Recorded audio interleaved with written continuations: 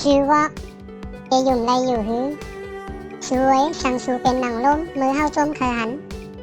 ก็เตสูดปันไฟเตไลหันไว้อ่ำห่างสังสูเป็นหนังน้ำมือเฮาซ้ำเคยอาบก็เตเต็กหับมาวางช้าไว้ตีเลยหับหนังใส่ก็ไรช่วยในซ้ำก็เปิดสูเป็นก้นตีเฮาคนเลิกหักฝ่ายสูซ้ำจักวายหมายมัดไว้เนื้อเฮาเศร้าวนจึงหือก็อ่ำหูเป็นสู้กันมากก็ต่ออ่ำเบินใจเฮาปล่อยให้เมาให้กวังสู้วนสั่งเนื้อเฮาสู้อ่ำเก้าและฮักเต้ไหนเอยุ่มได้อยู่หือแจมสิบสายสั้นเสียงเสือ